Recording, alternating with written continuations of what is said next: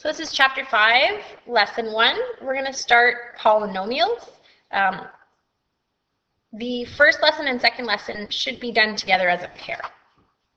So when we start learning math, it's kind of like learning a second language, especially when we're using algebra.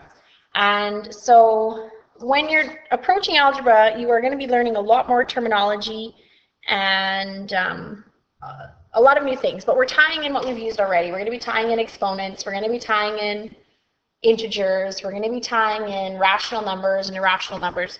So it's stuff that you've used already, but some new things as well. So when we are using algebra, we are using symbols to represent an unknown value. Okay, so the symbol could be a letter, just like in Pythagorean theorem we use letters. The symbol could be something like theta. We use that when we were dealing with our angles. Anything can be a letter. I would recommend that when you're writing your letters or your symbols that you are using your cursive writing, so your handwriting letters, so your X and your Y are curvy, not like that, because we mix that up with a time sign. So sometimes we can use these to make algebraic expressions, and basically what an expression is it's an equation without the equal sign.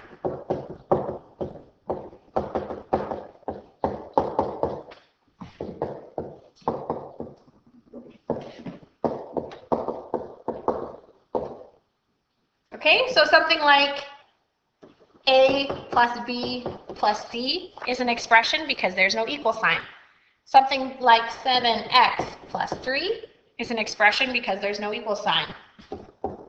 13 minus 2y is an expression because there is no equal sign. X squared is an expression because there is no equal sign. Now if we said something like this, 3 plus 1, that's an expression. However, if I go equals 4, it's no longer an expression because there is an equal sign. It's called an equation. So when we're looking at expressions, we can classify them depending on their number of terms. And a term is an expression. I know we're using the same word over again. But it's an expression formed from the product. Remember, when we're saying product, we're meaning multiplying. So from the product of numbers and or variables. Okay, so something like, if we go back to what we had before, so 7x, this is one term, because this is like 7 times x. If we look at another example we did, 13 minus 2y, we have one term, and then we have 2 terms. So every time you see an addition or a subtraction sign or a plus or a minus sign, it's separating a new term. So we could have something like this, negative 8x squared y cubed n to the power of 4. Let's say there's only one subtraction sign, so this whole thing together is one term. Okay, I'll just do one more example. So let's say we had 7x plus 13 minus 2y. Well, we have 1, 2, 3 terms. Because every time we see an addition or a subtraction signifies the start of a new term. So when we start combining terms using addition or subtraction signs, we make polynomials. And so polynomials is just a general term for different I guess for all polynomials, but we have more specific terms too that we'll do in a second. And so we could have something like 3x plus 7.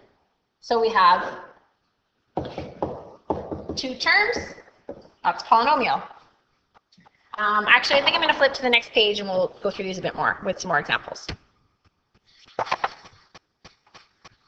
Okay, so they get different names depending on how many terms they have. Monomial, I want you to think of like a monocycle, or I guess it's called a unicycle. So, or like a unibrow, or monotone, those kind of words. So mono means one. So monomial means there is one term. So some examples of this are things like, this is one term. So some examples of monomials could be 2x, negative 3y, 14, 8,000, 22x. Anything like that, these are all monomials because there's only one term.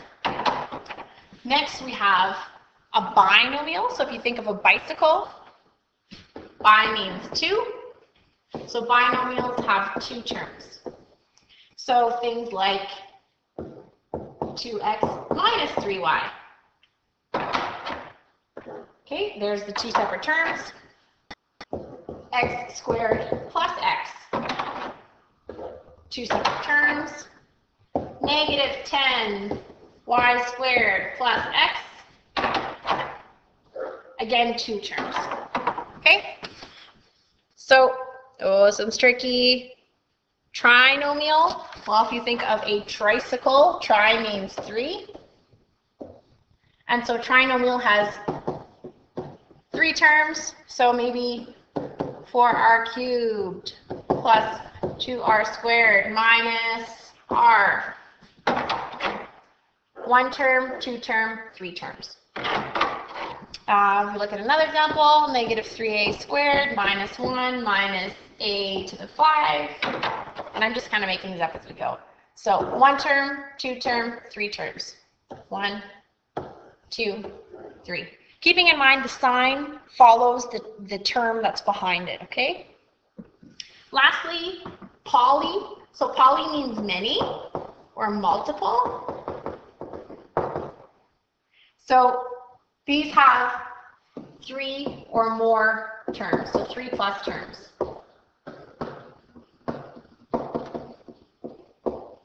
More than 3 terms, okay? So something like, this one's a little long, negative 12 v squared plus 6v to the 4 minus 5v plus 7. So in this case, we have 1, 2, 3, 4 terms. So it is a polynomial. It doesn't get any other special name. We could have something like this. 5v minus 2z squared plus 8y minus 11r plus 100. 1, 2, 3, 4, 5 terms. So it just gets a general name of polynomial. Doesn't get a special name. So I'm going to ask you to complete this table, and we are going to check it together tomorrow.